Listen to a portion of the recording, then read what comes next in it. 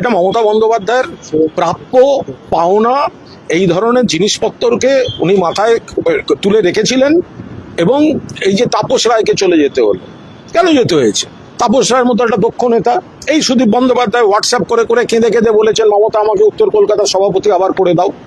সজল ঘোষ, তার বাড়িতে পুলিশ দিয়ে দরজা ভাঙানো হয়েছে, একমাত্র কুণাল ঘোষ টুইট করে প্রকাশ্যে প্রতিবাদ করে আমি দলের লাথি ঝাঁটা খেয়েছি সেদিনকে।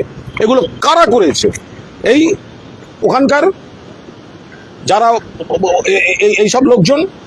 আর আজকে আমাকে সাসপেন্ড করা হয়েছিল কেন? আমি বলেছিলাম মানুষ হিসেবে তাপস রায় ভালো, আমাদের দলের প্রার্থী সুদীপ বন্দ্যোপাধ্যায়, তাহলে আর মানুষ হিসেবে তাপস রায় ভালো আমি বলেছিলাম, আমাকে সাসপেন্ড করে দেওয়া হয়েছিল। আজকে দেখুন কে ভালো কে খারাপ।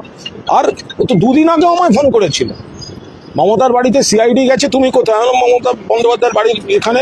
বললো নয়না যাচ্ছে। মমতা বন্দ্যোপাধ্যায় বিশ্বাস করেছেন, আমাদের অনেকের আপত্তি না শুনেও তিনি যে আস্থা রেখেছেন, পদ দিয়েছেন, তো বিশ্বাস করেই দেয়। আবার সুদীপ বন্দ্যোপাধ্যায় যাওয়া মানে তো buy one get one free. BJP marketing এ তো বিরাট সাকসেস। মানে শুধু সুদীপ বন্দ্যোপাধ্যায় একটা পরচুলো ওলা একটা ওরকম একটা অদ্ভুত টাইপের লোক পাওয়া গেল তাই নয়, তার সঙ্গে একটা ভ্রাম্যমান বিউটি পার্লার পাওয়া যাবে। হ্যাঁ, ফলে বাই